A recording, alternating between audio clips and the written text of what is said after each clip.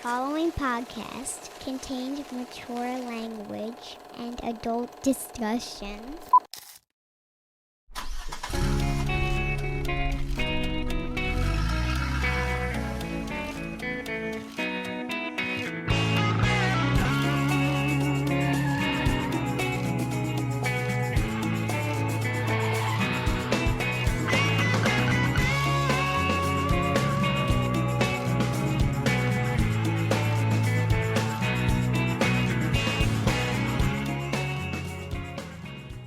I'm not taking any fucking chances making me do a show with this guy. That mask won't even stop this shit. Even from 1,000 miles away. They've got me on a antibiotic that's it's actually for anthrax exposure and bubonic plague. So you're covered for everything. That and down, yeah. I guess. The only thing is that with my size, they said they couldn't give me the proper dosage, so they gave it to me in suppository form, and it's the size of a D battery. I was going to say, was it like a fucking missile? Did they just load it in your... just, I don't know if it's making me feel any better, but the sensation's wonderful. Yeah. So. Well, yeah, everybody, welcome back. We are back. We are back after a little reprieve. I've been sick like 10 days. I mean, it was close to 10 because the first. When did you first get your symptoms? Monday. Monday was when I kind of suffered through the show towards the end. Right. I was hacking and so it was Monday kind of was, and then Tuesday I got up, went to the gym, and then when I left the gym and sat in my car, it was like, oh. Like my nervous system was just, and then I woke up. I called you that night. Yeah. I said I'm fucked. You sounded, and the night we were going to record, the Wednesday, when I talked to you on the phone, it didn't even sound human. It's like we were talking through one of those fucking. Yeah. I said, listen, just stop actually, I had talking. Glenn Jacobs call you with the old cane gimmick. The old cane gimmick, that's right. Yeah. Yeah, he did mention something about a feces map in San Francisco when he called, so I knew it was him. I blew up your spot. Politicians. I'm glad you're back. It seems like you're got to be about 80% better, right? You sound 80% better. I trained. I had a really good. It's funny how. No matter how many days you're off, if it's 5 days, 7 days, 8 days off from the gym, you always come back with your favorite body part, which is, for me, is chest. So I had a really good, my strength was probably down 30%. But of course I pushed it. Instead of like doing 12 sets and getting out of there, I did like 20 sets. So, and I woke up the next day and I was so sore. But I was just like, so. See, I would imagine that because your flu, it's the borggenesis flu, by the way. I don't know if you're aware of that. Oh, this is absolutely. They gave you that diagnosis. When they diagnosed me with the borggenesis flu, they said you're borggenesis Moderna, and I said no, I'm Pfizer. Which then they said you got to come back in because we got to give you a complete different scan. So. Unbelievable. I would imagine though, because it was bronchial, that it was chest. Like I wouldn't have done anything with my chest muscles for fear of like the compression or constriction of those muscles on my lungs would have made me start coughing again. I would have done legs if I went back. Well, they gave me. I'm not a fan of codeine. They gave me some cough medicine, guiafacin and codeine, but. It had 100 milligrams of guiafacin, and then the codeine. So I mean, it was a cough suppressant, but there wasn't enough guiafacin in it, so I still had to go. And what is guiafacin? Can you? I don't know that that's I've ever. I keep Mucinex. thinking you're going to say Guido every time you say it. That's Mucinex. It's that expectorant breaks up shitting up. Okay. So I'm in my house with a fucking muscle milk.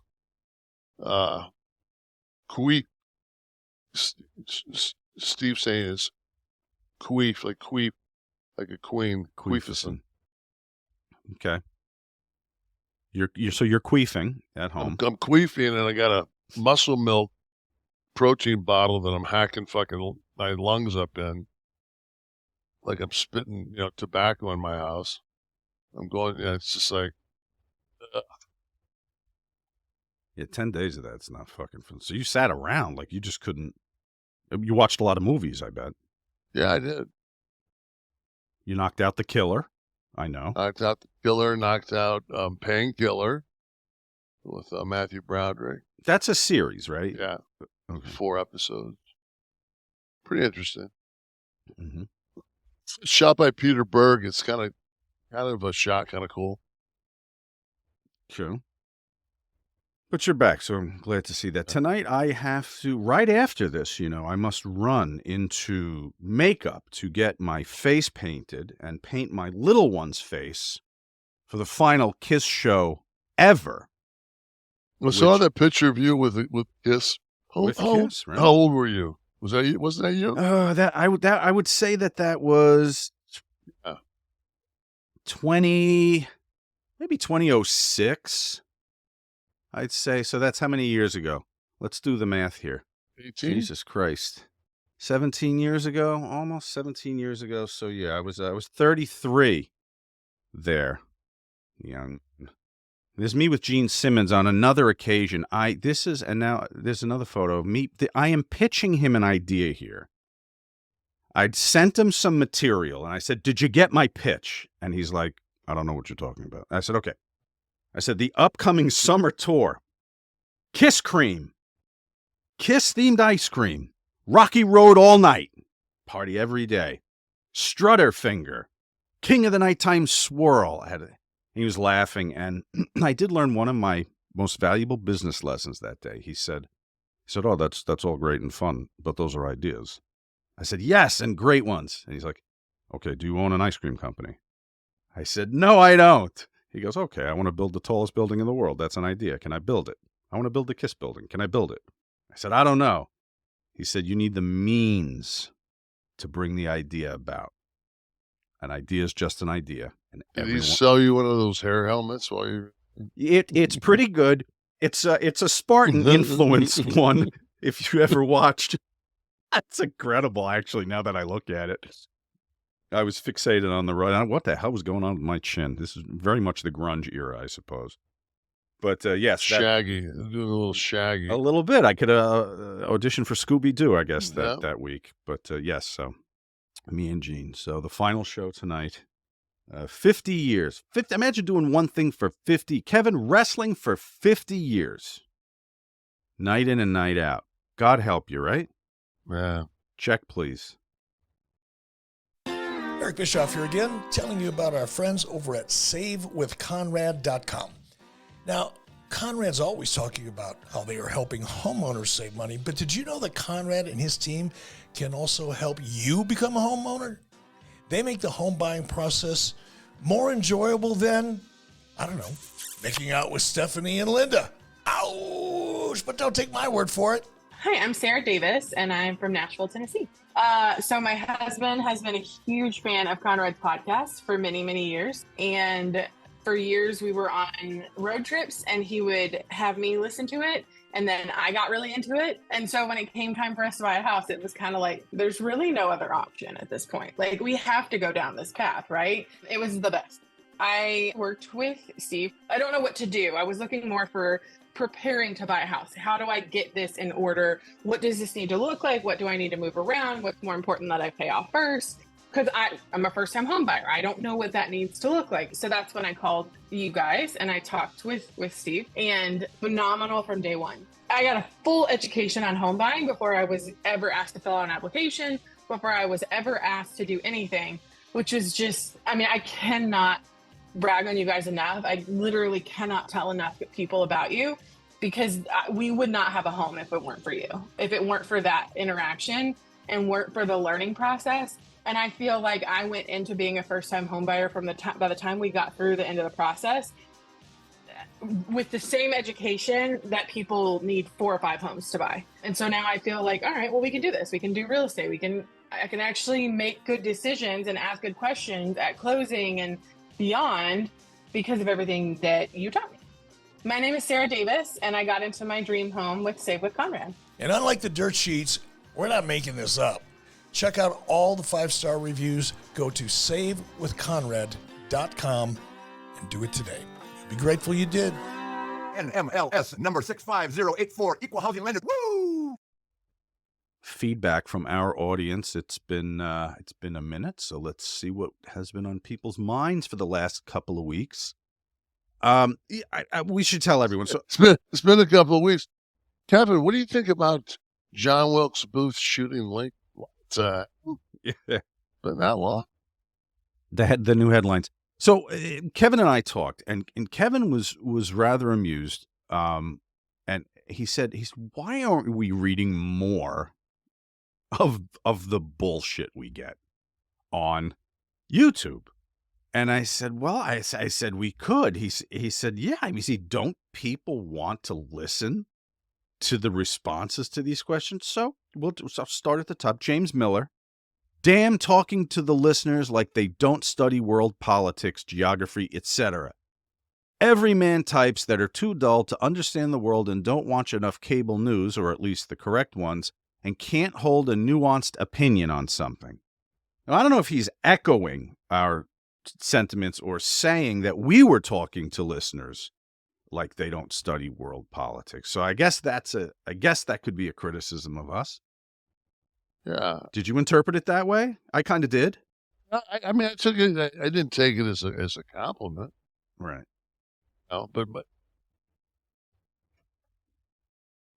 I watched the Newsome DeSantis thing on Thursday. Yes, as did I. And I think that if you go into Fox, if you go into the Fox camp, and you come out a draw, that's a huge win. You know? Well, if you go on to their turf. Yeah. And I mean, just some of the questions that Hannity asked Newsome, there wasn't a counter question of that specific title for DeSantis. You know? It was... Well, because the majority of the questions were all posed as criticisms of either California, then right. San Francisco with his poop map and all that stuff. And then the leading, I should have written it down, but the leading of DeSantis, he turned to him, and I forget what the question was. He said, "Well, is the reason for that because you're concerned about families or thinking about the children?" You don't have to do that. You can let him answer, but like it led right down the primrose path. Undoubtedly, a night, an hour and a half, dedicated to getting Ron DeSantis more involved or higher in the political in the presidential race for next year's election. Undoubtedly, I mean, a stage for him built by Fox. I looked at that and I just said. And then you go and you look at it, and so many people said that I don't want Trump and I don't want Biden, and then a lot of people said I'm not sure I want either of those two guys. Yeah. When they went into that night thinking those might be the alternatives. Yeah, this would be the, and I'll say in defense of DeSantis, I lived in Florida during COVID. And yes, he was a lot. He locked shit down. But I mean, it was maybe 9 weeks. And then, shit started to open back up. Mm-hmm. I mean, some things, the gyms were probably 6 months. But as far as restaurants and my wife and I, we did just takeout. We didn't go to eat any place. But you could get it. Even when the restaurants weren't opened, not right away, but because I was down there for 7 months. COVID had me trapped down there, and you could go to like the door, and some places would set up like a table in the doorway where they would just you'd call in the food, you go there, and through the window you do the transaction, and they give you the food. There was a really good barbecue place here in town, and they would you call it in, and you tell them what your car was and the license number, and it was like they car hopped out, brought your chicken ribs and stuff out to the car.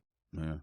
And then all the curbside stuff started. Like, I think that was everywhere though. Like, Target. But at the same time, I was shooting the movie Dog, and it was funny because I was sitting here before we got, because I wanted to come down here early to make sure everything was working, because I haven't had this computer on in 2 weeks. You want to make sure Eric Bischoff wasn't sitting in your chair doing his show from the condo. So, in September of 20, I traveled to L.A. on the 15th, and we had to quarantine. So I got there the 15th, and our first day of shooting was the 28th. So I was in an Airbnb, and I mean, you talking about shut down. I mean, LA was shut down. I mean, they had, and I was kind of close to Venice, Santa Monica area. They had Main Street, like down to one lane each way. And then that next lane was where they had the outdoor seating for the restaurants. And it was here few and far between.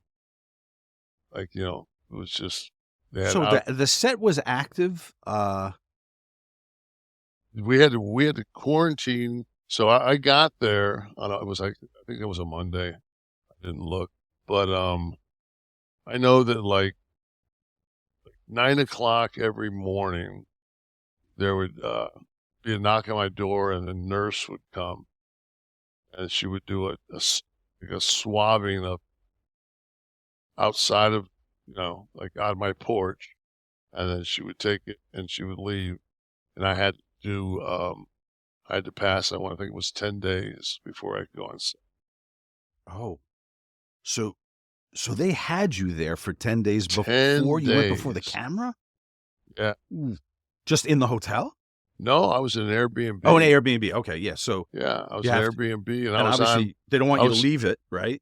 Right, and I was on the east side of Lincoln, on a street that at the end of the street was the golf course, and that golf course looked like a Jordanian refugee camp. It was all pop-up tents, and I mean because they used to, for years in that area, on Wednesdays was always the street cleaner day. And if you didn't move your vehicle on that, it was like 5 a.m. or whatever it was. That way there they kept all those campers and stuff moving around.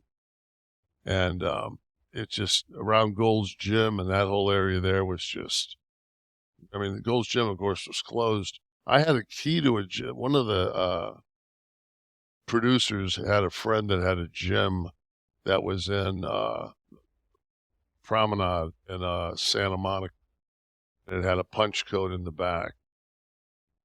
I had access to it, but it had no lights and no air conditioning. Oh.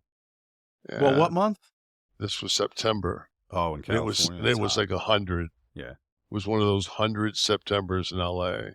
And, but they had these big windows, like big sliding windows that you could open upstairs. The gym was upstairs. It had skylights throughout it.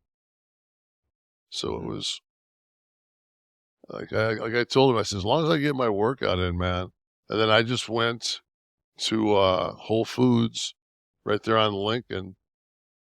I think that's Lincoln in a second. And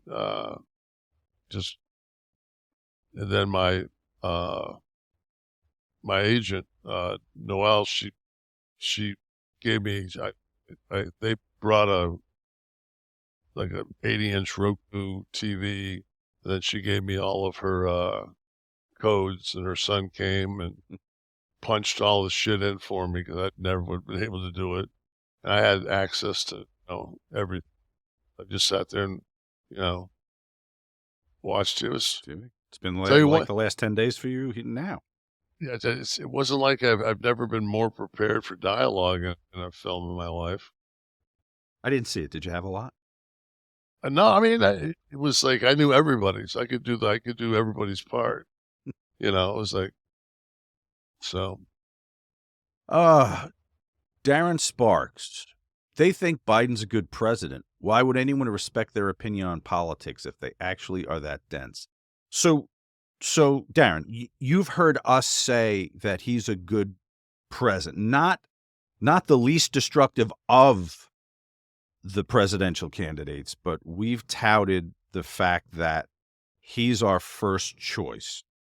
You can grab any of the episodes. Please show me, because I probably forgot that. I was probably daydreaming. So please point that out. Kev, do you remember a time when we were... I think there's times when we've made reference like Newsome did to what his numbers. Well, of course. And that's what I'm saying. The least destructive of our choices. We got our economy back. Yeah, when your GDP... They keep saying we don't, but we do. When your GDP is 5 and your unemployment is 3.8, and it's the highest employment ever for Black and Latinos. I mean, those are specifics and it's like Trump didn't come into the office during COVID. So, and then on top of that, I mean, Trump's deficit was staggering. A lot of that, of course, was COVID, but a lot of it was also that tax cut for the wealthy. Right. Yeah. Let's just look at it. I look at things this way, and everybody's talking about Biden is incoherent. And like, I really thought that when Newsome was given the opportunity, when DeSantis said that, he's cognitive, he's not cognitive, he's impaired. Like, Newsome should have said, well, Trump made reference to him running against Obama. Trump made reference to that Biden was going to bring us into World War II. Like, there's things that, that Trump says. Oh, you can cut together a goof reel of every president. So, I mean, I discard all their stupid Biden clips. Absolutely. What you look at is the record. Yes. In conjunction with those goof clips. Yeah. I think so. Yes, the things you cited are absolutely true. The economy, jobs, historic highs. They can deny it all they want. It's a fact. But the border issue is real, and there's I don't think any Democrat wouldn't say that and be critical. I was staggered that over 20,000 Chinese. I did know that. I did read a piece on that, and it's not being talked about by either media. That's not a sleeper cell. That's a battalion. Yeah. It's that to me is securing our borders in this world right now would probably be precedent over anything else. It's also nothing new with China, though. I mean, China's a hot topic now, and it was posed by DeSantis as, they're coming, they're sent by Xi to destroy the country. Chinese, I don't know if people remember, or if it's just because I live near ports here by the water, but they would occasionally snag container ports filled with Chinese people, and some that didn't make the trip, and the smuggling from China has long been an issue. This isn't new because of what's going on now, but it's certainly concerning. But yeah, some of those numbers. I mean, people hyper focusing. The one that got me border. is I actually saw the clip. Uh-huh. It was the Border Patrol had like 10 guys, Indian style. They were bound with their hands behind their back, and they were all probably between 25 and 30-year-old Syrians. Mm-hmm. You know, and there was it's a guy I follow that's he's on Instagram, and I like to have my red. I like to have my red people I follow. And this guy made a really good point. He said that when you're escaping a country that's got your family in peril,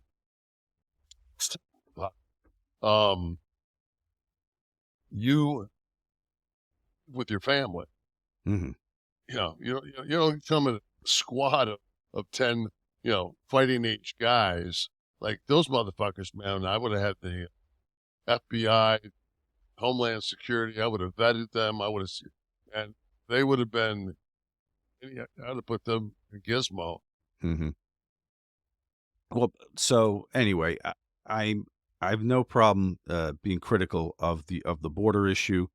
It's horrible. If someone has been here for 3 years and they're working, yeah, there should be a path to citizenship. But like Newsome said, there does need to be an overhaul of all of it. And yes, no, we are not an open country. It shouldn't be. It's the same, so if you lock it down, I'm sorry. If you lock it down like Trump said he's going to with these encampments, and so we go back to just for the Chinese. So there's 20,000 Chinese, which I was amazed, and but at the same time, I mean, you watch period pieces, and I don't think that people realize that the Chinese, their number one place of immigration was San Francisco. Like that's where they came. That's why there's the largest Chinatown is in San Francisco. That's the railway started there. I mean, that's kind of that whole immigration started in San Francisco. Geographically makes sense. Yeah, obviously.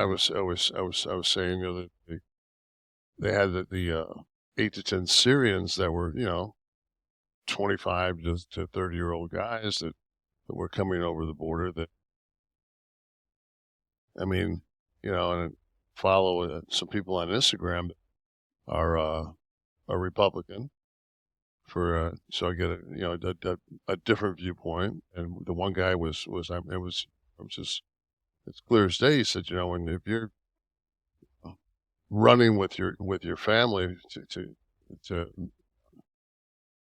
get away from dangers of Argentina or wherever the hell you're going, you don't come by yourself.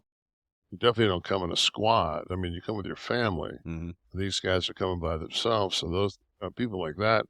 And at the same time, also, all this is just like, weren't we supposed to have a wall? Like, wasn't that Trump's number one? They built some of it. Yeah, like, I'm not some kidding of it got you. Destroyed with It's weather, though. But it's like 80 miles. I mean, it's such like real new wall. I think was 50 miles. And Steve, could you see what that was? Like actual, not what they came back and fixed. I mean, and it's an impressive system of walls when you go down to TJ. Going from San Diego into Tijuana. Mm-hmm. There's definitely some fencing and.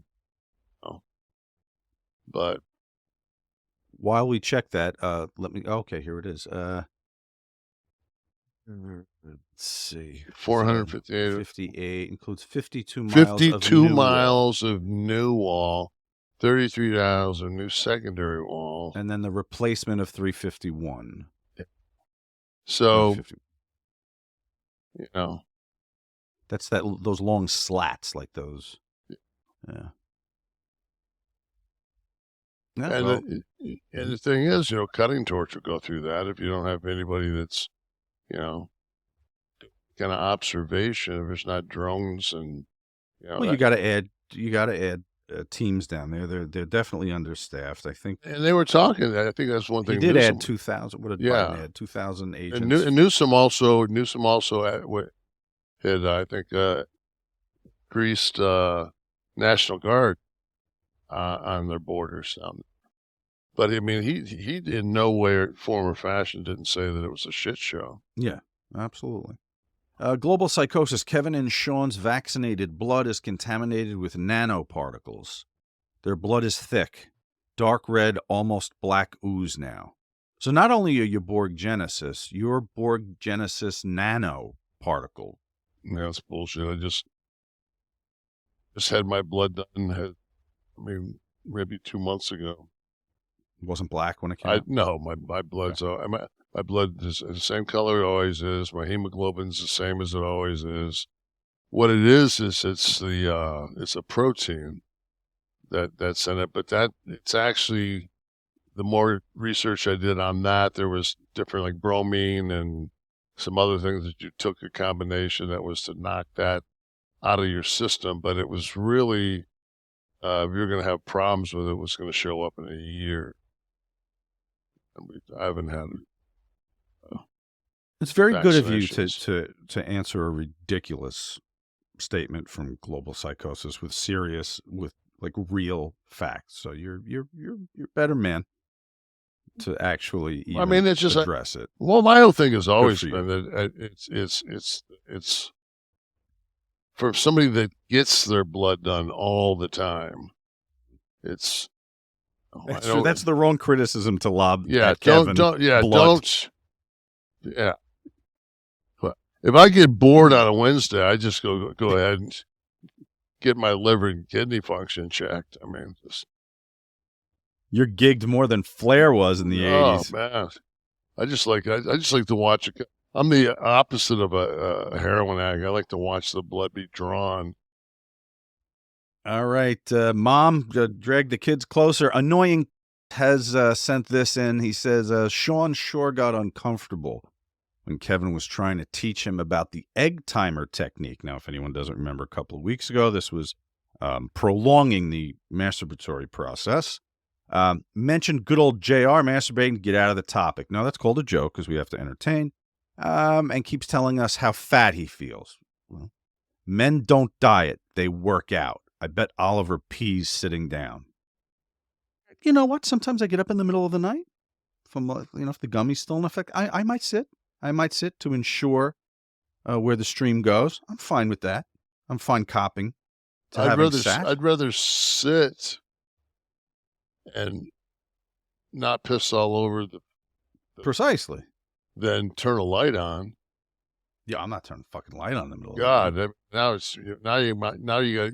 From there, you go downstairs and turn the TV on because now I'm wide awake. So right, just the flick of the light means that another episode of Painkiller is going to be watched. Exactly. And as far as weight goes, I'm going to be a real pussy here and cop to the fact that I'm giving myself the Mounjaro injections 1 week. Started last Friday, day after Thanksgiving. I'm down 7 pounds. So. Good for you. Getting things in order. Did you have your blood done before it? I had my blood done, which precipitated the whole you have to lose weight discussion. I think I told you my triglycerides were 378. But that was like 6 months ago. So I haven't. You still got a baseline. I have a baseline, but it's a little older. Yeah. It's all right. I'll take 6 months over none. How long into the weight loss before you go get the blood again? Because you need everything to readjust, right? Yeah, I would. My black ooze. What is the average weight loss numbers that they give you? 20 pounds? I was asked to do 35 by my cardiologist. Okay, so I think when you get 35, if you can get 35 and then stay consistent for maybe 21 days at that weight, then get your blood done. So once I get to 35, stay consistent for a month? 3 weeks. Yeah. All right. So I have my blood right here. What are the key numbers that I should be looking at here? HDL. HDL.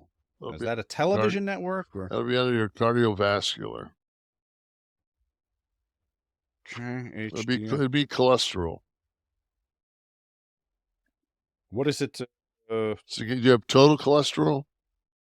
I do have my cholesterols on here because I remember seeing that my good cholesterol was very low. That's bad. And I brought that up to you, and I said, I can't change that. And you said, bullshit. And you gave me a whole thing on how I can actually change the low cholesterol. Which is the good and the bad again? Good is HDL, bad is LDL. LDL is the bad. HDL is the high density and low density. So the bigger the particle is, it goes through that's the cholesterol that goes through your... HDL is 24. Bad.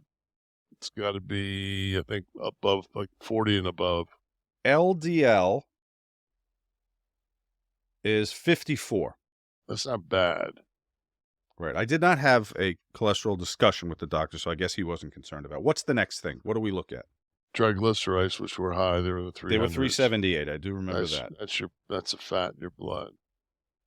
What about the sugar? Where's the sugar? How does that show up on glucose? Glucose. 50. Oh, wait, no, I'm sorry. No, hold on. 90. 90. Okay, you're good. That's good? Okay. I rarely do mine fasting because it's so late in the day. The last time I fasted, I was 102, I think, which is, I think you go up to, I think I got spiked at 102, but I think it was within 8 hours that I still had the blood done. Mm-hmm. So next time I got to make sure I fast. All right. So do you have AST on there? I do. AST is 47. That's good. That's liver. What is that? That's your liver indicators. Like you have any kind of liver disease or anything like that. I have ALT also. I don't know the difference. It's right one of them's one's kidney, one's liver. I forget which one to go. Okay. All right. So these are the things to be looked at. Steve, you got to get your LDL under control. What's Steve's LDL, for God's sakes? 145. What does he mean it's non-HDL? Hold on here. All right, we're looking at Steve's results here. What is it? What is non-HDL? Where's your HDL at, Steve? Maybe you meant HDL, Steve. No, it says non-HDL. Is that... Okay, I see it at the bottom. Non-HDL. Non-HDL, 160. Yeah, total cholesterol's high. Oh, they're giving you the ratio. Yeah. Meanwhile, his triglycerides are fine at 100. Yeah. But then again, you could have drank a cup of coffee before you went and got your blood done. That'll spike your triglycerides. Is that true? Yes. I will bet you I went to Dunkin' Donuts because it's near the I'll guarantee doctor. You cannot. That's a huge. I did that one time. Drank a 16-ounce cup of coffee. Went in my triglycerides. He goes, "What the hell happened to your triglycerides?" I said, "Well, I have no idea." All of a sudden, I'm got the scale out weighing my food. Oh God! I go and I wait 30 days because I want to go right back in because I got the shit dialed in. My triglycerides were 73. I'm like, oh, it's just a fucking bad test. I think I had a bad test. This is all for naught. JON 321. It just says alienates the rest of the audience, which isn't always a good idea. Obama was the Messiah. MSM worshipped him, along with liberal voters. Extremists and idiots exist among every group. Well, your last statement is true. There are extremists and idiots in every party, group, ideology, whatever. Should I know who MSM? Maybe he means MSNBC? Yeah. Okay. That's how much he watches that. Obama was a great president. I don't think anyone's going to deny that. What he did, he took what a mess. The banks were gone. The auto industry was gone. And the housing market was gone. And what else do you have? And he put together a health care plan. And righted the ship. Within 3 years, everything was increasing.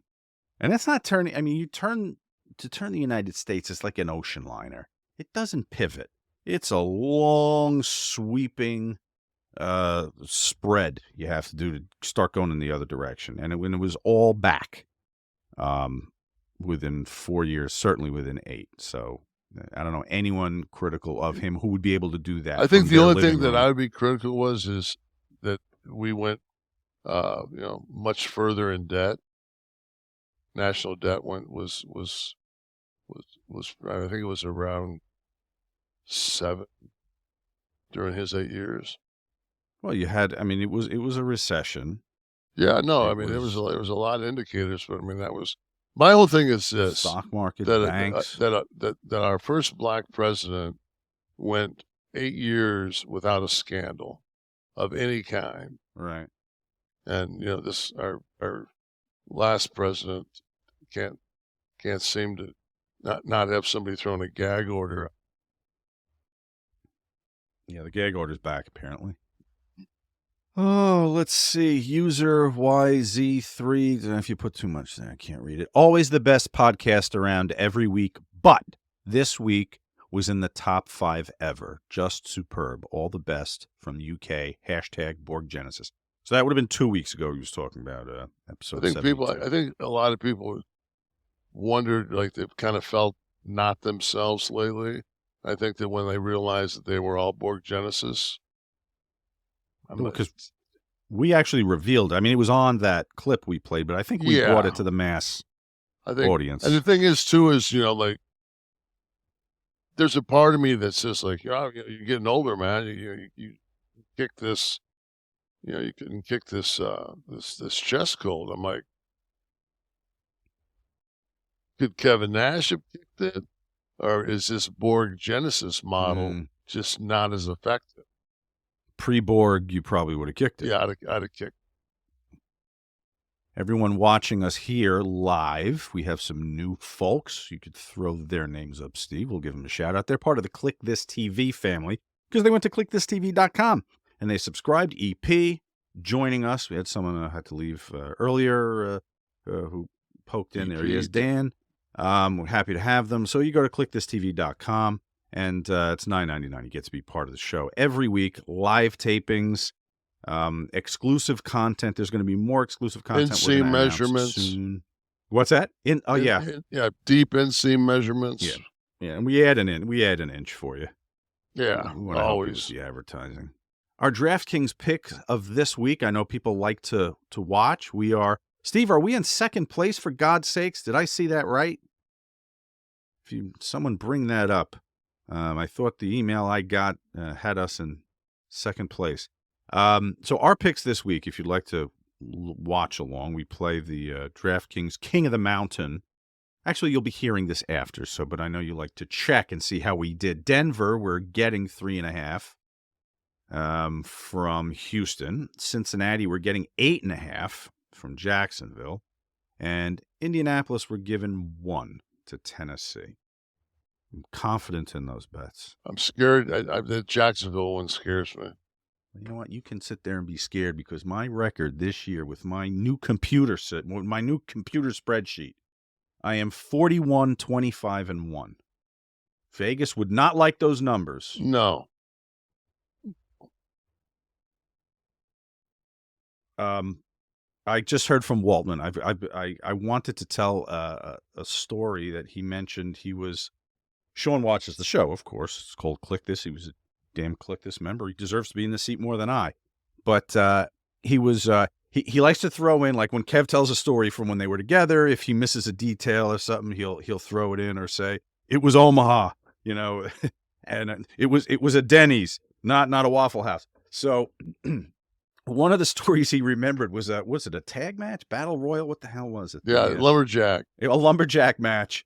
He said he was pretty high during a lumberjack match between Kevin and Yoko.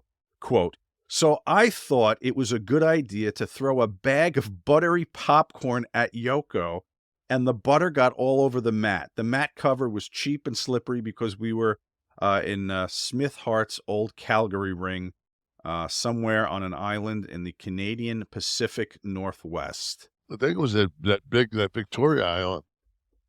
The thing was, it wasn't even like a ring cover. It's like fucking the gimmick that your aunt puts on the picnic table at the local park when you have a birthday party. Or your Ginzo grandmother covers the furniture in, right? It's fucking slick shit, man. It was like, fuck. So he saw fit. He was so fucked up. He saw fit to go into the buttery popcorn spot with the giant sumo wrestler Yoko, who happens to be barefoot. True that. Do you remember the show? Oh God, yes. Afternoon show. Fucking just, I just sat there like the other day. I was, I don't know what I was watching that triggered the thought. And it was like my wife said something, it had to do with a hotel reservation. Mm-hmm. And it was on a show we were watching. I said, "Did you realize," I said, God, it had to be 12, 13 years, that I would leave the house and be gone for 23, 24 days and not have one hotel reservation. In advance. Right. Because you didn't have, you couldn't Google Lincoln, Nebraska. Right. So it was just kind of, and it'd be like, I remember when I was a kid, your dad would go up north to Michigan and, it's all motels and you just pull off on an exit and you'd see the yes or no signs and you might go in, there might be 6 motels on that exit. They'd all have no's and you just get back on the interstate and go to the next one. And, fuck, that's just the way it was. And it was just, because I always wonder, I think to myself, like, when did shit change? I'm like, and it was huge when we made the move to WCW in '96 because they had the TV hotel, the Marriott, for Nitro.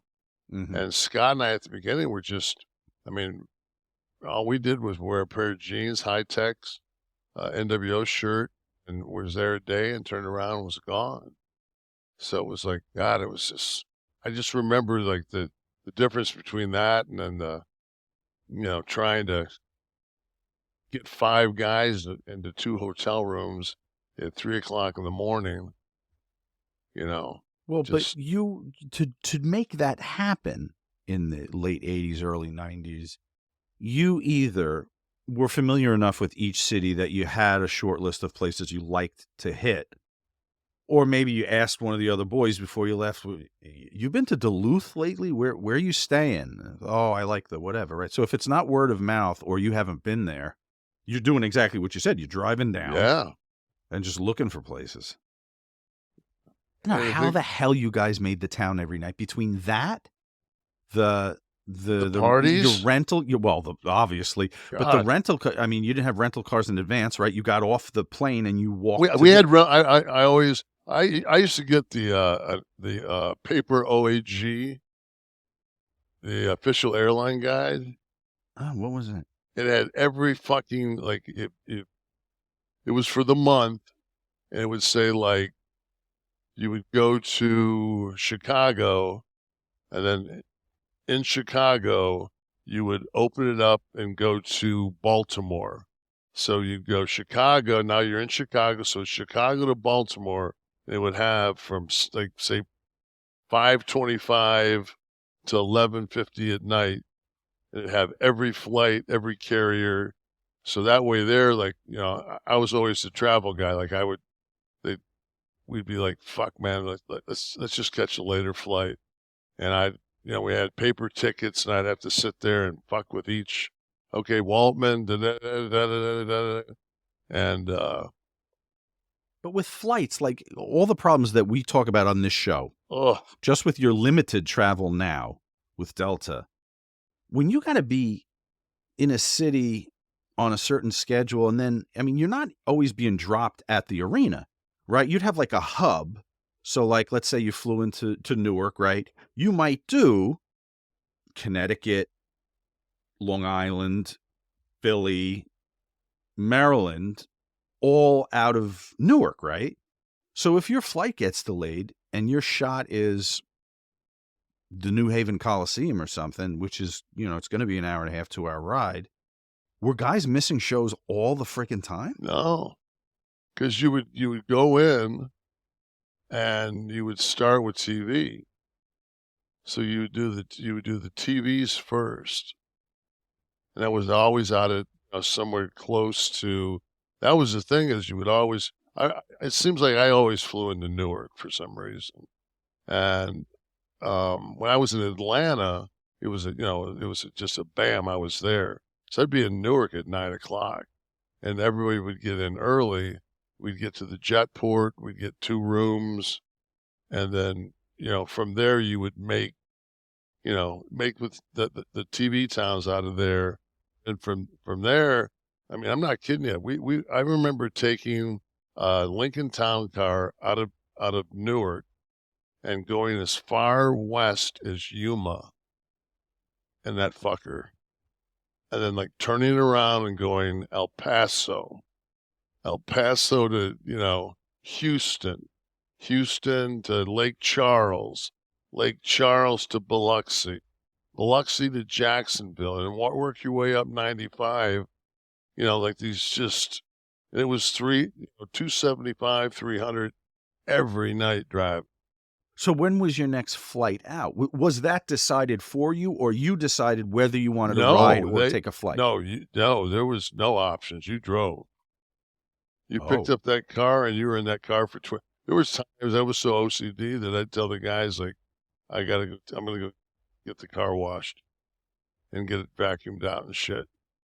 Because the car would be so, the van would be so fucking, especially up there, like everybody had their long leather coats on and shit, trying to look the part. And you got those big slag tights of fucking salt. And, every time you touch something, you get salt on you.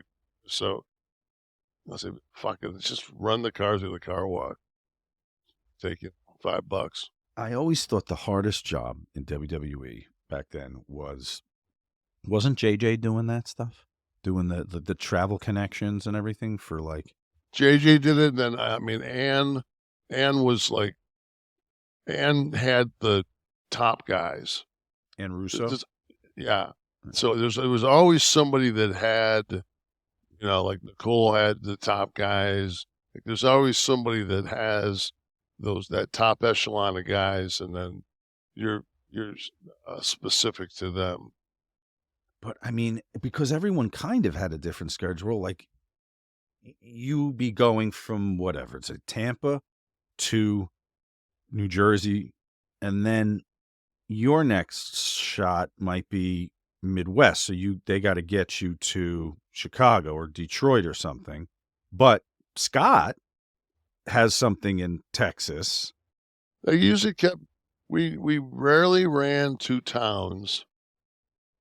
We rarely ran 2 towns during that period of the 90s because the business just wasn't good. They kept you together. So okay. You left and you kind of, the only thing that would happen is maybe somebody get injured and somebody come in and out that way. But in the 80s, when it was A, B, and C shows, they were crisscrossing each other all over the place. But really, Hogan was the only one. Like Hulk would go, he would do a be fourth at Hershey and be, last that night at Philadelphia. Yeah, that happened a couple of times. Yeah, I remember. Double shots. Like that's Orndorff and him talking about one that had crazy shit. They'd run out of the building in their boots and they're just get into a cab, try to get to the plane. Insanity. I wanted to show you this. My AARP card. We talked about this for a little while. I was first very turned off when it appeared in the mail. And then something else I'd been talking about was we talked about the Mick Jagger versus Mitch McConnell comparison. I liked the new Stones record. So I see tickets went on sale for the Stones tour. It's next year in the stadiums. Sponsored by, it's as if I put this together. Sponsored by AARP. Sweet. So my membership will get me access to early tickets before everyone else. So, yes, the tour coming in. So you and I should go check. We should go to the Stones thing together. With walkers, maybe, with our AARP T-shirts. Guys, have you noticed Jagger's been picking up a guitar lately? I did scroll through some of their live shows. He plays it on, was it Wild Horses? Yeah, he was playing on one of the tracks. I did see that. Was that a thing? I don't remember seeing it, but he may have done it in shows. I've seen him here and there, but I mean, it seemed like it's something that he's doing more of. It's never too late to learn the guitar. No. 80? Sure, I knew it before, but listen, Keith's a tough act to, and also Ronnie Wood too, who was on the guitar there. It's time for the tap out, Kevin. Everyone enjoying the new segment where we see just how long you can stay with something before tapping out. And Christmas is here, so I just want to tell everyone that the season for a fresh cut, Santa baby, can be addressed by our friends and sponsors of today's show, Manscaped, the leaders of in below the waist grooming. Have just launched their 5th generation performance package. They stay on top of it with their R&D. They are always improving the products, and they're great to start with, so it just gets more and more amazing. Okay? They want to help you avoid another silent night in the bedroom. Take care of your special snowflake with the Lawnmower 5.0 Ultra and watch your South Pole shine like never before. Get the best stocking stuffer of all by going to manscaped.com and using the code Kliq, KLIQ, for 20% plus free shipping. It's amazing. 20% off plus free shipping. Mrs. Claus will thank you. Guys, this is no joke. When these kits come, Kev, when I see a Manscaped box, I always get excited to open that bad boy.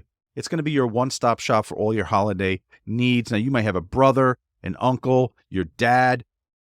Remember, they have the beard products, the beard hedger. They have the Performance Package 5.0 Ultra, which includes loads of perfect stocking stuffers. What could be better than giving the gift of good hygiene? Starts with the Lawnmower 5.0 Ultra, the crown jewel of the holidays, dare I say, the best ball trimmer of all time. You got the nose hairs, you got the Weed Whacker 2.0 for the nose and ear hair. That might be a good one for dad or grandpa. Manscaped's Boxers 2.0. I got the new one too with the little signature jewel pouch in the front that keeps you calm, cool, and collected. Folks, 20% off and free shipping with the code Kliq at manscaped.com. That's 20% off with free shipping at manscaped.com. Use the code KLIQ. Say ho, ho, ho to a well-groomed mistletoe with Manscaped. All right, so today's tap out, Kevin. We're gonna. I need to really. I mean, my beard is armpits, groin area. Well, it's understandable. You were on the shelf. I was under the weather. Yeah. I was just thinking as I watched that commercial that I was going to go ahead and when I got home tonight, go ahead and do a little scaping. A little scaping with your Manscaped. Scape. We're going to get a little patriotic here on you, Kev. This is a national anthem that you may not be able to get through, courtesy of Fergie. And let's see how it went. I particularly enjoy the athletes' faces during The NBA All-Star Game. Oh, say, can you see by the dawn's early light what so proudly wail at the twilight's last gleaming, whose broad stripes and bright stars through the perilous fight o'er the ramparts we watched were so gallantly streaming in the rocket's red glare, the bombs bursting in air gave proof. I've had enough. You got it? Okay. Give me the time. What do you do? A $1.15 is that? Yeah. See, my thing with the national anthem anyway is when you change the notes, you're not singing that song. You don't get to make up your own national anthem. And this is not just Unless Fergie. you're Marvin Gaye. This happens a lot. You got to follow the goddamn music. No, I was waiting for written for you. Bo and Jeff Bridges to bring in a piano and throw Michelle Pfeiffer on it. Right. That's Come on. Baker, What's the... Baker Baker Brothers. Boys. Fabulous Baker Boys. Okay. Yeah. All right, Florida man, Jersey guy, Kevin. 2 real headlines, folks. One, a Florida man we're talking about.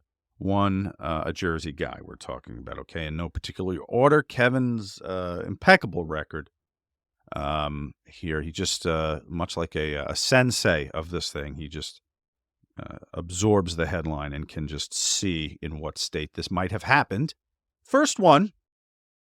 Man arrested for pooping on dead possum during rush hour traffic. And pair arrested after child found living in house with 30 dead dogs. Man arrested for I'm gonna go possum, Florida, dead dogs, Jersey. Why? How do you do? Why? Yes, but why? You just get a vibe? Well, I think possums are more more prevalent down there, I guess. Okay. down south, yeah. I mean, I really think about but it's just, I mean, they're in Michigan too, though. But to actually defecate on one, that's you got to have board shorts on to do that. You know what I mean? It's like you can shit on a possum 12 months out of the year in Florida. Right.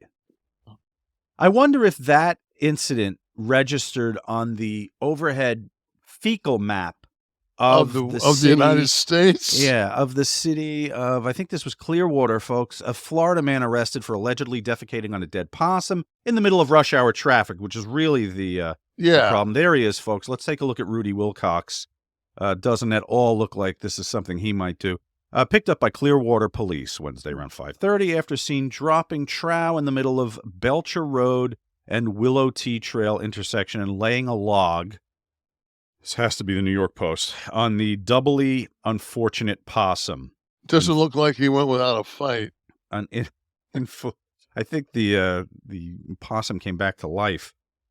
In full view of the morning traffic. And or the afternoon traffic. And let's see here in Jersey. Not a MANSCAPED customer. Particularly horrific story here. As many as 100 dead dogs have died in the home. New Jersey couple facing child neglect and animal cruelty charges after police discovered a child living in a home with more than 24 dead dogs found dead. Officers responded to Main Street, home of Rebecca Halbach and Brandon Leckeny. What city would this have been? Evesham Township. Never heard of it. But hopefully this is not indicative of their voting populace. Mm-mm. Kev, we've talked about your finding duplicate subscriptions right? We talked about maybe T had a subscription going. I forget what it was. It was Amazon Well, I think or we something. had during COVID. I think there was 2 Disney Pluses. I mean, it was like all over the place, right? Yeah. We had so listen, the answer for duplicate subscriptions, drum roll please, Rocket Money. Guys, do you feel like your money sometimes is just kind of flying out of your bank account? You have no idea where it's going. Well, you know what? I know. It's all your subscriptions. Think about it. Between streaming services, fitness apps, delivery services, parenting apps, it's endless. I'm guilty of this. So listen, when you use Rocket Money. It helps me find out what subscriptions I'm actually spending money on. It was eye-opening. And I had them cancel the ones I didn't want anymore. You go right down the line. Tap, tap, tap, tap, cancel. They handle it. You just have to find out, and that's what they're going to deliver to you, is that intimate knowledge of what you are spending this money on. The other day, for example, I saw a charge. I caught a charge for Broadway HD for like $6.99 or something. But this was an impulse buy. My daughter wanted to watch a musical. It was 6 months ago.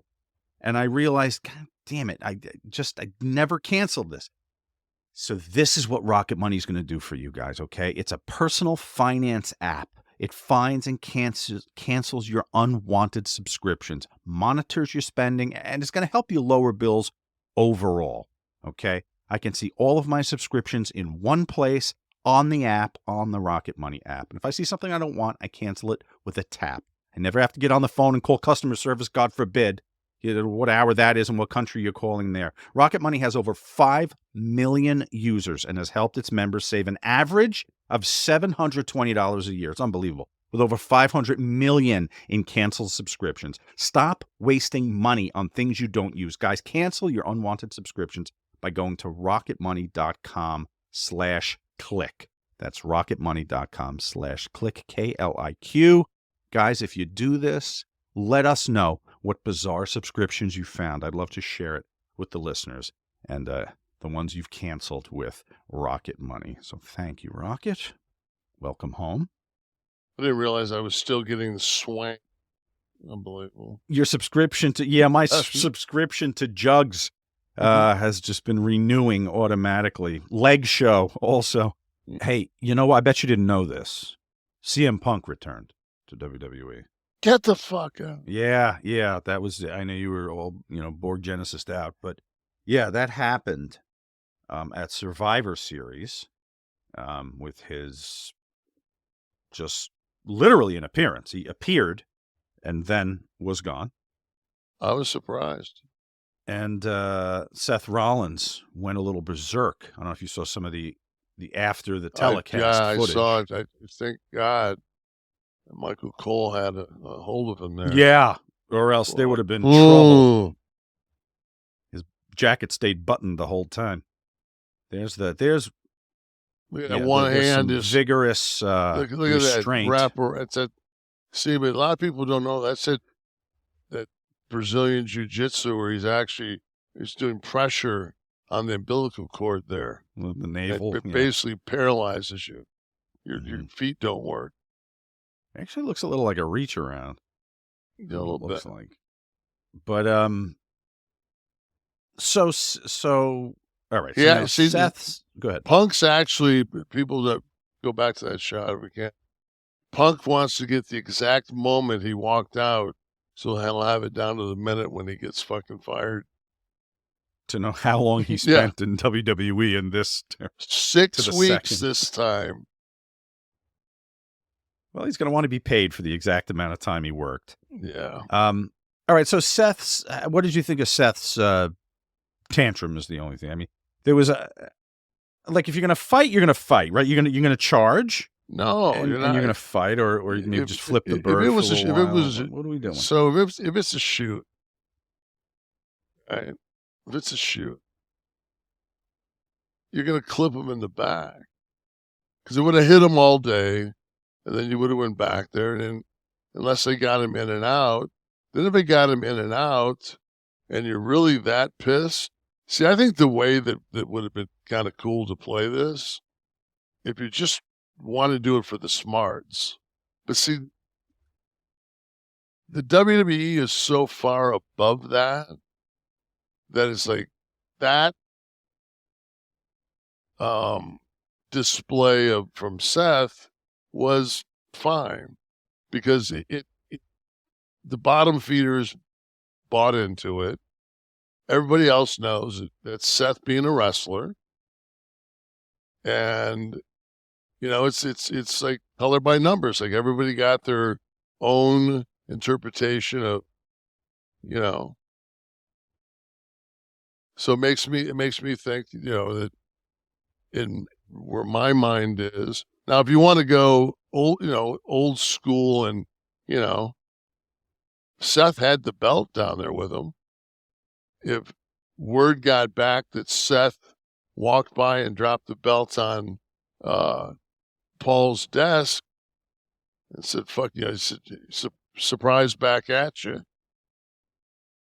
Now you got this is my point. Now you got something that is a little bit more interesting. But Nothing happened. Nothing happened. The moment, I guess, the thinking is, I would assume, the moment is punctured. Go back to that last frame before we went. See Randy in the corner? Yes, in the ring. Yes, Randy's in the corner, and it's like that's your barometer. There's your 20-year guy going, a bunch of fucking shit.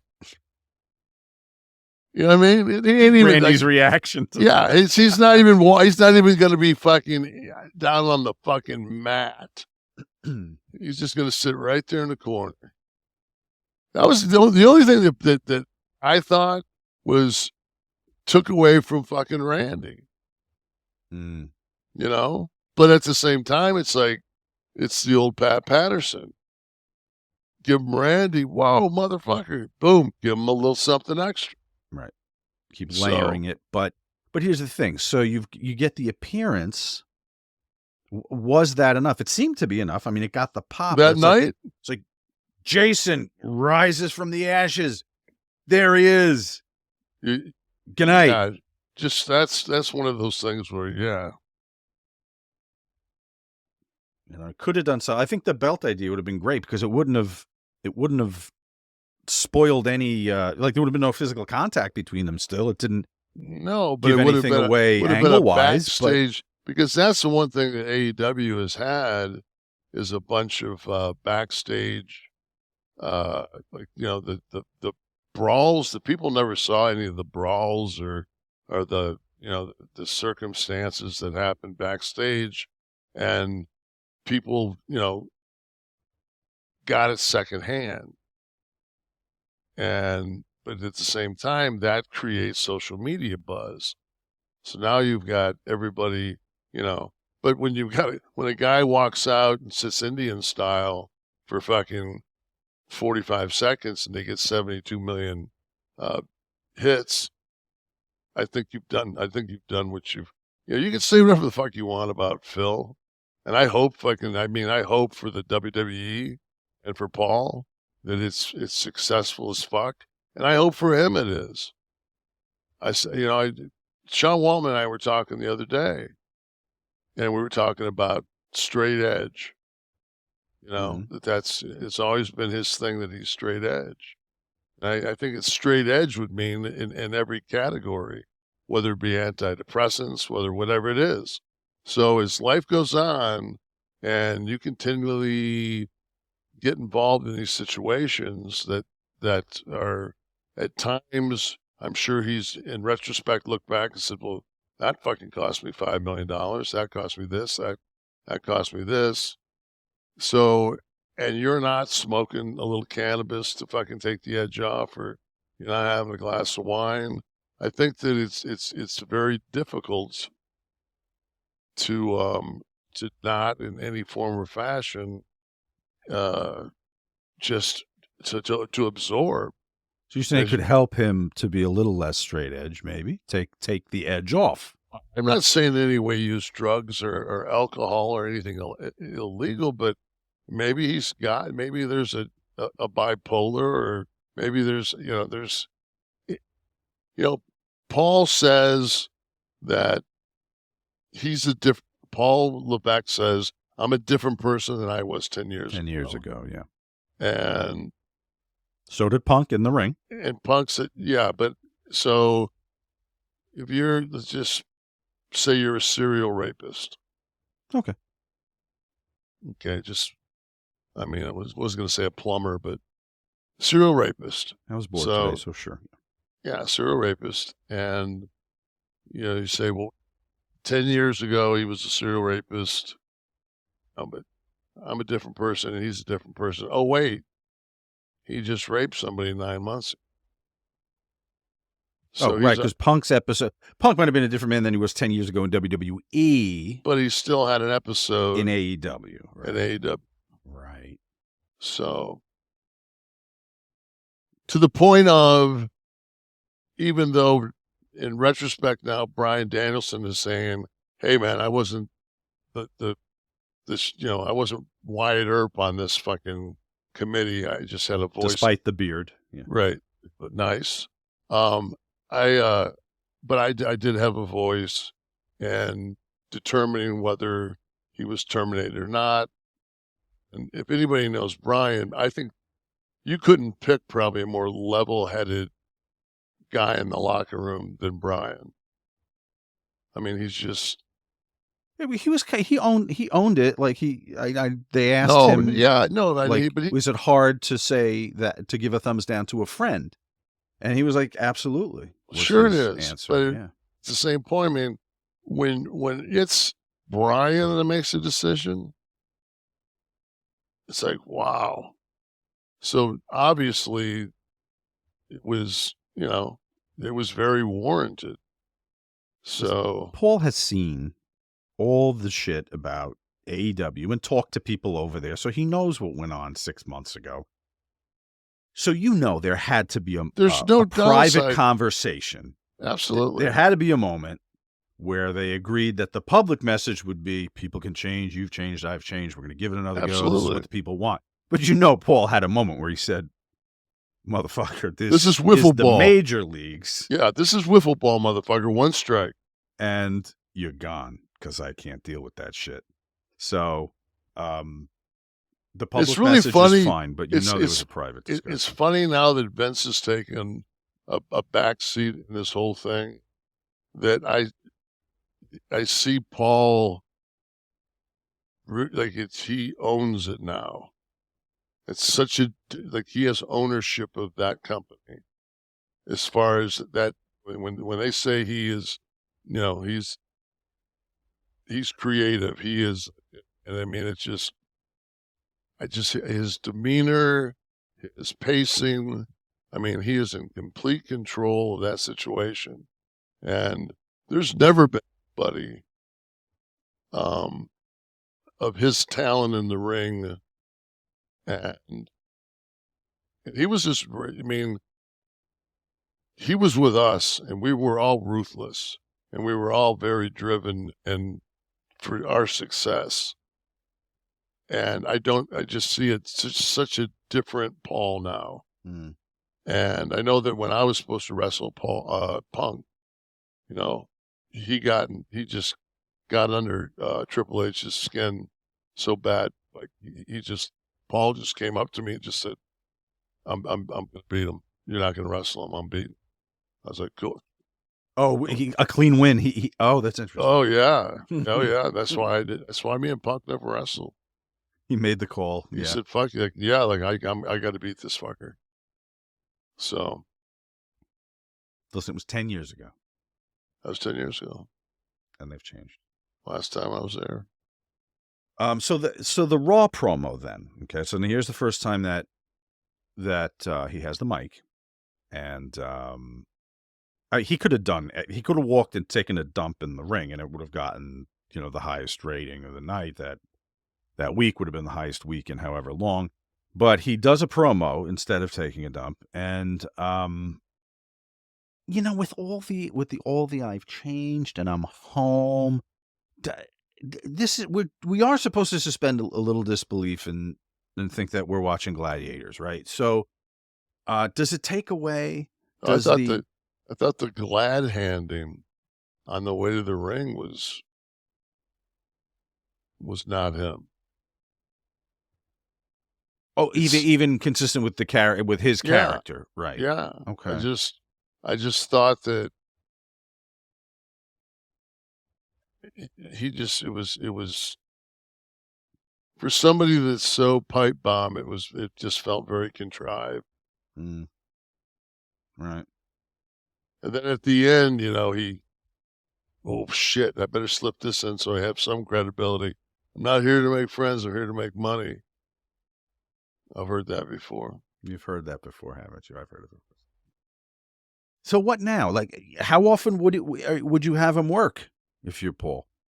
He's 40. How old is Punk? Someone get me confirmation. 46. 46. Okay. So how often is he going to work? I'm guessing. I don't know. I think he's 46. I mean, he's not been 10 years ago. He walked around with a hydroculator pad on his lower back. No, he's been beat up. And I think he worked a very, I'm not going to say reckless, but just a very indie style for those years of Ring of Honor. And physical style, yeah, for sure. He definitely put some miles on his body early. He's 45. 45. Yeah, 45. So, but at the same time, it's just like, he has to come in, like if it was my choice to book him with somebody, especially since coming out of this, they talked to Kevin Owen, and Kevin said, "Man, I just want to have a good time at work." Yeah, I saw that. Like really I don't want to stir anything. Just want to have a good time at work. But I think that if I'm going to watch two guys cut promos against each other, I want it because it's going to be promo based early. They're going to have to fight. They will have to fight, but it's going to be promo based early. I would like to just let those two guys go, not just bullet point them and let them kind of go. Because I think Kevin can cut a fucking promo. But they don't take that risk in WWE. They want it to be very controlled for advertisers, and it's a publicly traded company. They can't have anybody go too into business. That's what I said. The bullet points can also be can be adhered to with restrictions, but I don't think that anybody's going to be able to write what they are going to want to say. How scripted was his Monday night promo, you think? I just don't see Phil sitting there fucking saying that this is home. It's always been home, and right. So where do you go with him now? Is it Roman or Owens, Rollins? No, I would now with Randy back. I have Randy winning the Rumble and going to Roman. How many times has Randy been the world champion? 14 times? I thought it was 94, but yeah, I mean. No, how many times is Randy Orton been world champion? They'll have it. So him. Is it still Flair the record holder? I'm getting 10 here. Is it 10? Flair still holds it. 14. Okay, world 14 champion times. 14. WWE title 10 Flair's times. 16, so Orton wins this. He's one shy of tying Flair. I think Cena's 15 also, right? So you make that part of the you make that make that part of the what's making Randy. Randy did state that he was going to come back and he wanted to do 10 more years. So Punk, Rollins with maybe Put Michael Cole in the corner, or and then I would probably do enforcer. I would do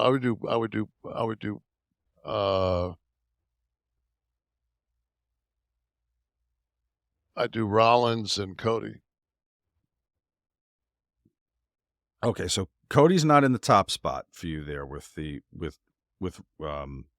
Reigns. It's going to be Randy, and then you move Cody over to Rollins. So KO and Punk. If you can keep them apart that long. All right, now I have some very pointed questions for you here about this, and you have to answer. A, would you have fired him in AEW?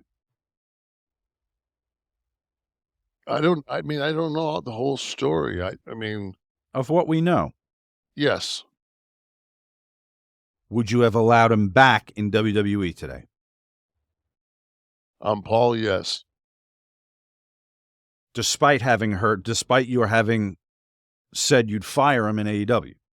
Because I think Paul looks at it as they got there because they didn't have Paul. So different culture, you would have had a different locker room situation. Okay. What would a young Kevin Nash, worker years, have done in AEW locker room with Punk that night? Putting hands on another worker first. If probably that's what watched. Probably watched and stirred. No. I don't know. I think that, I mean, I wasn't around Phil a lot. We spent a little bit of time together on some European trips and shit. We kind of hung out a little bit. Mm-hmm. And I think he's probably, he came across to me like he was pretty generally a nice person. You know, I just think it's how he's, you know, and I've said it on this show that when Punk came back, you know, they put the belts on, but he made everybody, you know, in the ring, he made everybody that he worked with. So I didn't see any problem with what he was doing work-wise and still, you know, competing and being the champ. I thought that he was, you know, but he got injured. Mm-hmm. Right. And when you get injured, big problem, especially if you're 1099, is health insurance. So folks, stop sending money to big insurance companies that profit off of not paying your bills. Did you know that 48 million claims on Obamacare last year were denied? That's 1/5 of the claims that are going to get rejected. You want to take that chance. Health insurance sucks. It's just confusing, expensive, and frustrating. So there's a better way. Welcome to the alternative. Crowd Health. Okay, it was created to get rid of the headaches of health insurance. Everybody has access to great insurance, right? So for $175 for an individual or $575 for a family of 4, you'll get access to a community of people willing to help out in the event of an emergency. You'll also get telemedicine visits, discounted prescriptions, and more. All this without doctors' networks getting in the way. Let Crowd Health help with your healthcare needs. Okay, if you start today, you can do this for $99 per month for the first 3 months when you use the code WRESTLE to get the health care you deserve. Crowd Health is not insurance, so go learn more at joincrowdhealth.com. It's a very new concept. joincrowdhealth.com.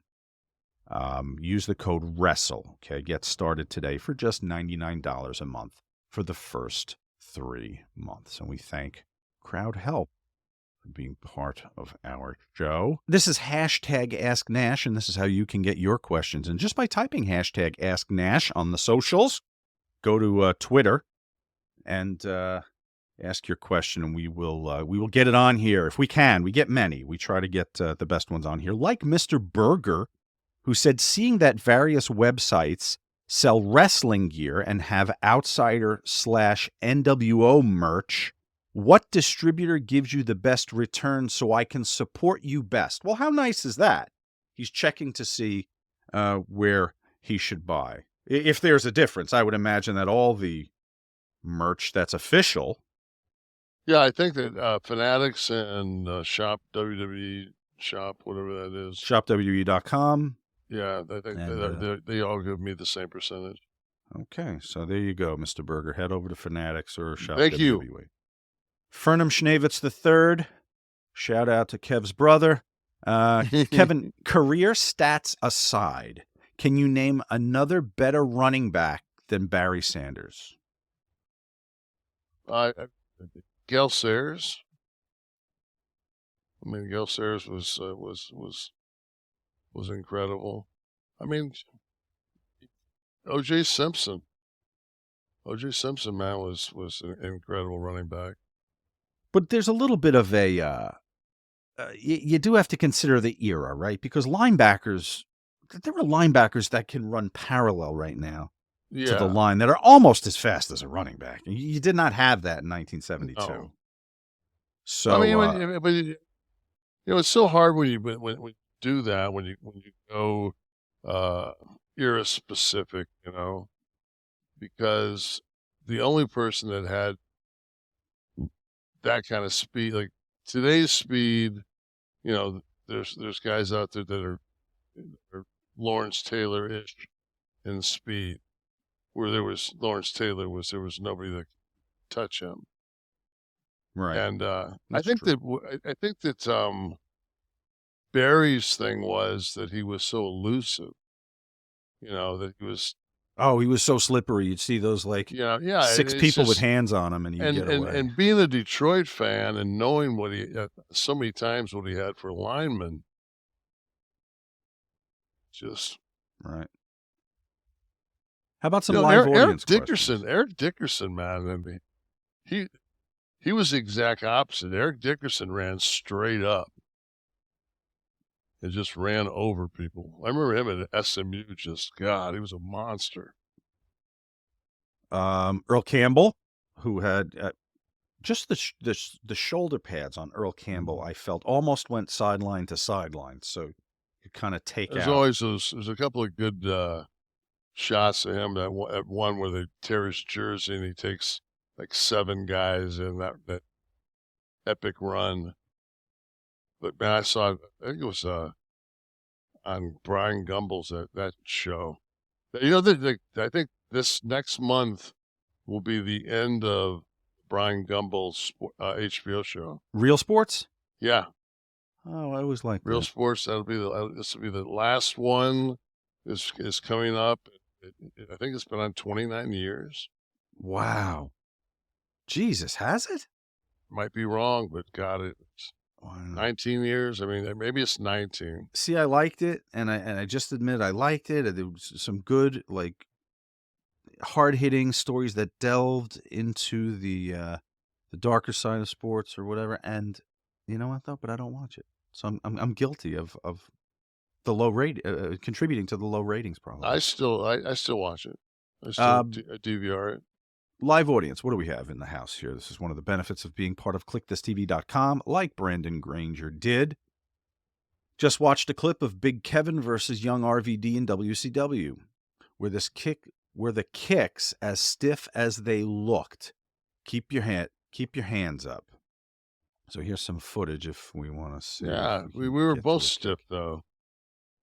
Mm-hmm. Stiff and 11 soft. That means something. Yeah, yeah, that's okay. Those knees. He knows you're there.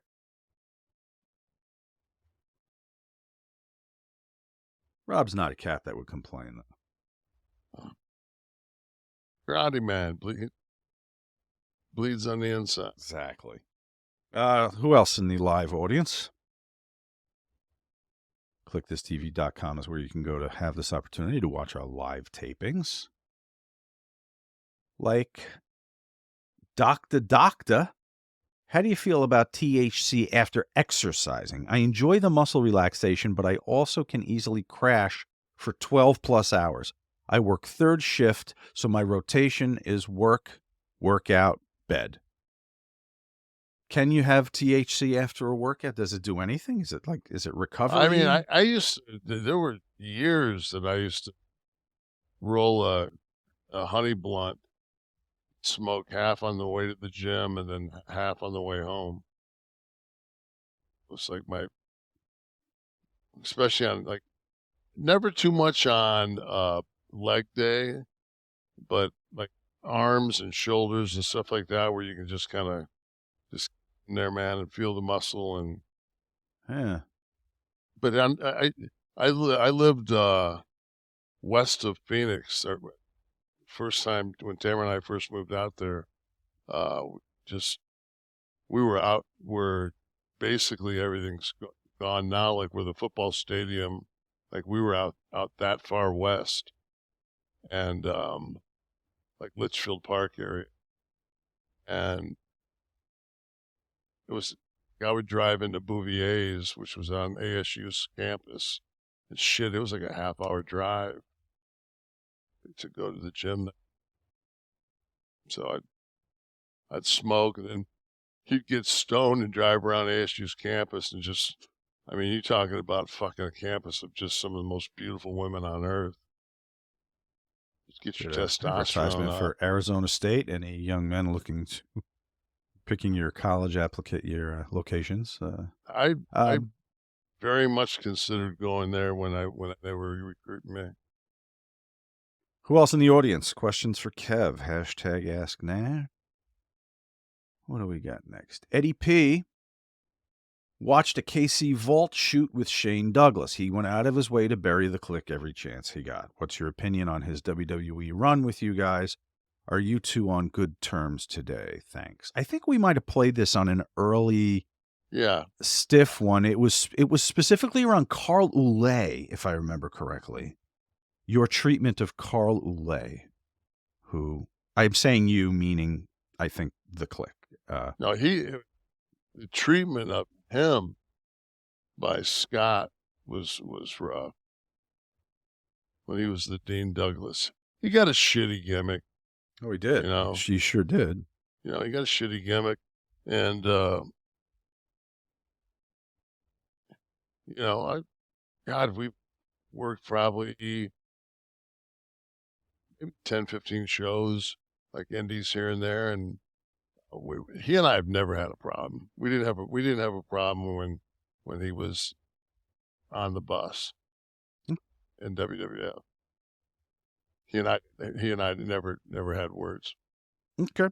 Rocky Monroe, how did the Kliq manage to run both major companies? Yourself and Scott had NWO holding down WCW, then Sean and Paul had DX. Also, with your friendships, how did Vince and Turner feel about you all communicating? So I guess he means while you guys were in WCW and Sean and Paul were doing DX and WWE, obviously you guys still talked.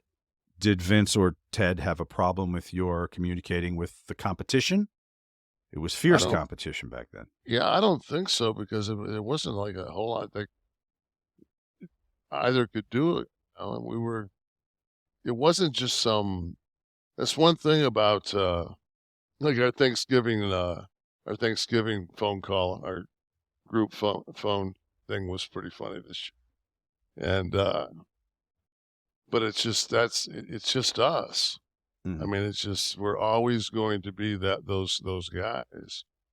And as Christian as Shawn Michaels is, you know, there's still, like, when gets around all of us and he doesn't anyway wander from his Christian ways, but a little bit of that HBK attitude comes back.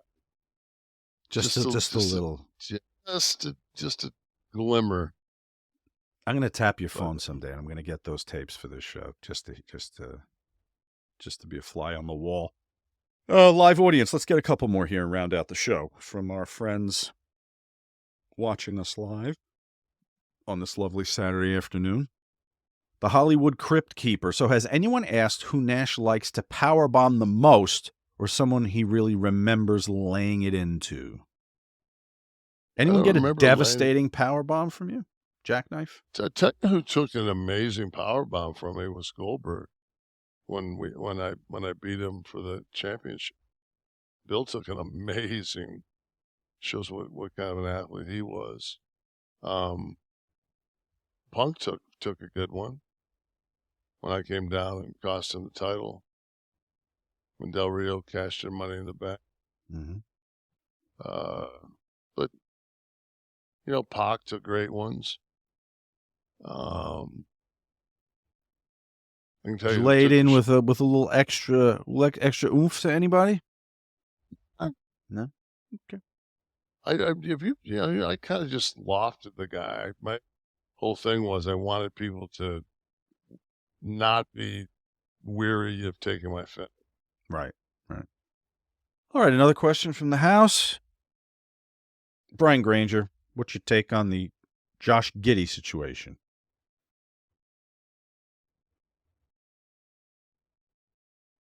Oh, I have much of a take.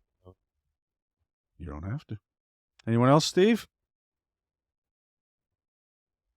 Or is it time for me to remind everyone that Kliq This is a production of Butch and Sundance Media, produced in association with Podcast Heat, created by Tristan Nash, Kevin Nash, Sean Oliver, produced by Steve Kaufman, graphics by Dominic D'Angelo, title sequence by Wesley Burleson, theme song by Dale Oliver, technical research by Tristan Nash, copyright 2023, Butch and Sundance Media. Kev, you gonna feel better and do another one with me next week? Yeah, a couple days. Yeah, that's true. I actually popped out of this one. Like, don't you think I got better? I thought it was fine. I didn't feel like I was with an impaired Kevin. No, our listeners will let us know that they love to. Well, what I did was, and this is what I'm going to have to do when I start to feel like Kevin Nash. I just have to just go inner Borg. Inner borggenesis. Like a meditative. Find that inner Borg. Find your inner Borg. Well, thank you for bringing the inner Borg tonight, bitch.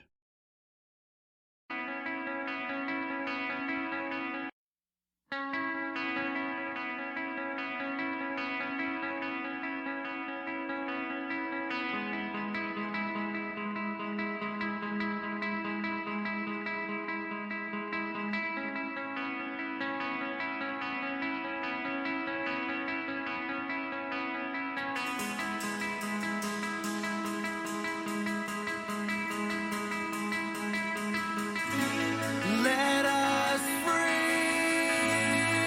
to fade away into eternity. Circulate, you've come to love me, but now I'm frozen in dead flesh. Oh, Sophie, knew all along it was a trick, but the customer service never answers the thing.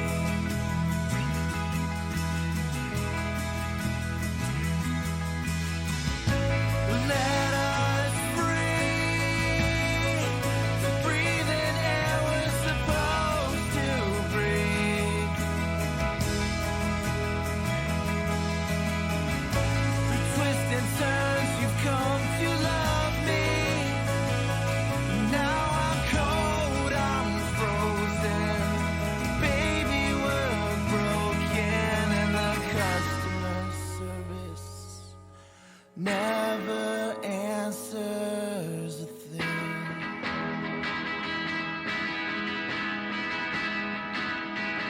Yeah, the customer service never answers a thing.